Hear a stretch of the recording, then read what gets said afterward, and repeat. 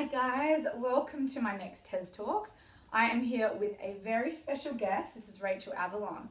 She is a friend and an amazing holistic nutritionist, and we have been working together since, I think we said 2009. Yeah, I did a beautiful cleanse with her and I felt amazing. So I wanted to bring her on today just to talk a little bit about the work that she does, her philosophies and the things that she enjoys in her life. So thanks for having me. Thank you for coming. It's such an honor.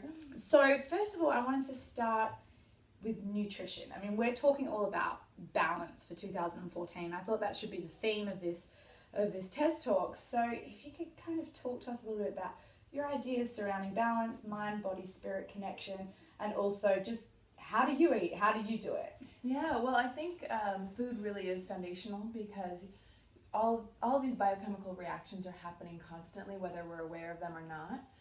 Really good example would be coffee. And a lot of people turn to that for instant energy or kind of an intensified focus.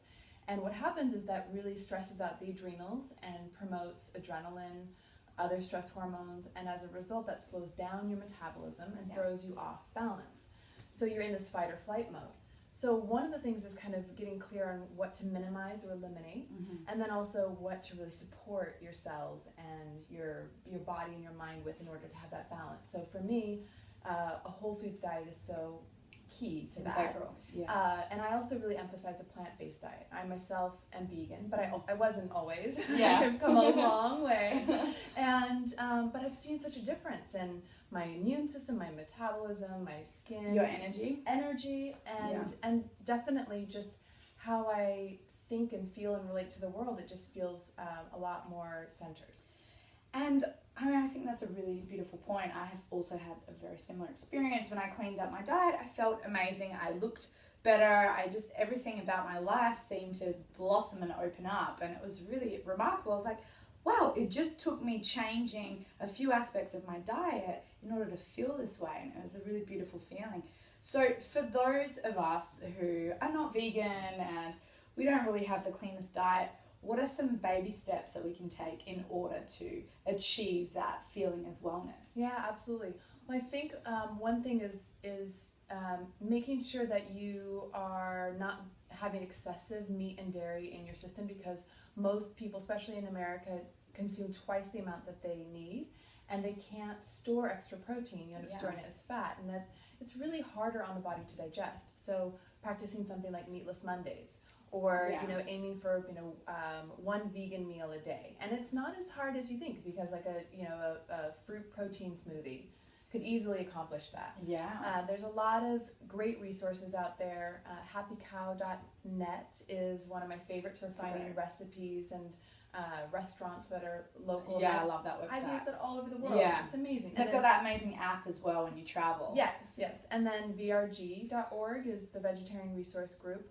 And that, again, has tons of articles so you can get really clear on, what your needs are, recipes. And for me, I'm always amazed at how many people assume that I just eat salads all day long. I don't. I really don't. No. And one of my favorite recipes that I've come up with is a vegan lasagna. That's fantastic. Yeah, and most of the people think it's like, oh my gosh, that's crazy. That couldn't possibly be healthy. But when you focus on whole foods and vegan ingredients, it is. And it's filling as well. Absolutely. Because I've had a lot of friends who are like, oh, you eat predominantly vegan, then, I mean, how do you maintain feeling full? And I was like, there are so many ways that you can do it. And like a vegetarian vegan pasta, like that sounds amazing. And it tastes fantastic. Yeah, so if people want that website or that recipe, it's on my website. It's rachelavalon.com. Yes. And there's lots of things to do out there to have fun with the process. That's amazing. Okay, so that is sort of our nutrition. She's also this amazing eco warrior. She's very in tune with the environment. And why is that important to you? And how can us normal, regular folk try and figure out that in our everyday lives? It's something that I started thinking about as a little kid, and it actually was a huge reason why I ultimately became a vegan, because when you look at all the information about how 35% of the grain grown in this country is fed to livestock, and so much of our water, it's such an energy intensive process, and then of course there's the suffering that goes with all the factory farming. So, taking care of the environment is, I think, so crucial on a personal level, but also a collective level in terms of our own species, other species. I had a health scare when I was 18 with a benign breast tumor. My mom was diagnosed with lupus. My dad had severe mercury poisoning. And I just started thinking, oh my gosh, there's got to be some answers here. So I started piecing together, diet, also products that we put on our bodies, like makeup and lotions. I'm really glad you mentioned that. Yeah, because we don't know, as consumers, we see an amazing ad on TV and we're like, wow, we want to get the latest perfume or the shampoo and conditioner, but a lot of it is not healthy for us. Yeah, it's scary. I actually became an ambassador for the campaign for Safe Cosmetics a few years ago because as a detox expert, I really wanted to understand how are we really exposing ourselves to toxins, besides the general idea of pollution and pesticides. And what was astonishing to me is that of the nearly 13,000 ingredients that are used in these products, 87% of them have never been tested for human health impact or the environment. Which is so scary. Yeah, and that not only includes things like shampoo and mascara and deodorant, but also baby shampoo and, things that you would assume would be safe. Would be completely safe, and you put your trust in it. Exactly. Oh, so there's a great resource by the Environmental Working Group. They created the cosmetic database. Right. And that is such an amazing resource because you can look through thousands of different brands, ingredients. So you can just search them. Yeah, and they've also got it categorized, so you can look up, sunscreen or lotion, perfume, and find things that are rated to be safe. Wow. Yeah, so that's cosmeticdatabase.com. Okay, that's another amazing resource. I also wanted to talk to you a little bit about just the spiritual side of yourself, and I always think of balance as mind, body, spirit, and it's the collective. When those three things are working so succinctly, that's when I feel my best. So how would you suggest to us to incorporate that side of ourselves as well? Yeah, I love that question because that is really fundamental to how I coach clients and strive to live my own life, because you can eat all the best foods in the world and stay away from all the things that are, sabotaging your best efforts. But if you don't practice that stillness and that centeredness, you're still going to be engaged in an uphill battle. So one of the things that I really encourage people to do is to take 3 deep breaths before every meal, and to weave breathing in throughout their day in a structured way.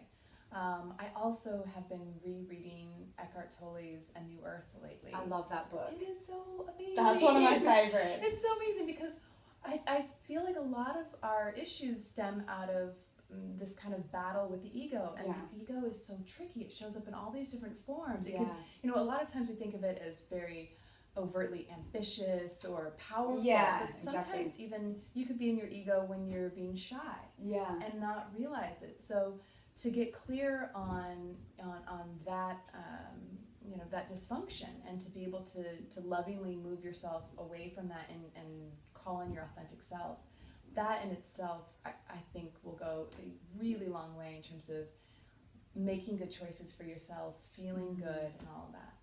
That was so well put. That was so articulate. I love that book, and I definitely had a profound experience when I was reading that, because I often find myself sitting in my ego so many times during the day, and I love that you can be able to recognize that and then return to the calm state and take those 3 deep breaths and just return to that place. It's really it's something to work on, and so I recommend you guys reading that book. It's definitely a very special one. And then, do you do any form of physical exercise? I do, and this is funny because 75% of the way that we look, not in terms of our fitness, but just overall physique, aside from genes, has to do with what we eat. Yeah. And because I'm a holistic nutritionist and other things, I've always found it easier to make great choices in that area. And again, I've come a long way. I mean, I used to be a chocoholic and just eat cheesecake for breakfast if I wanted to, and crazy stuff.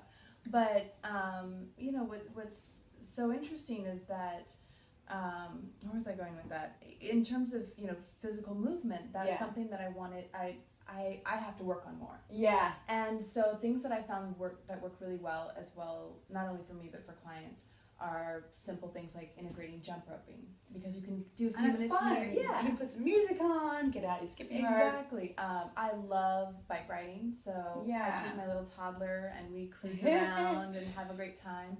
I love yoga. There's 2 studios in LA that I'm so grateful for, in particular, Liberation Yoga and I've heard Jai great things Yoga. about that one. Both of those just... And you mentioned that you have a toddler. Yeah. So Rachel's also this beautiful earth mama. And for those of us who are expecting babies or have a family, what is that balance like, and how do you incorporate that in your life in terms of parenting?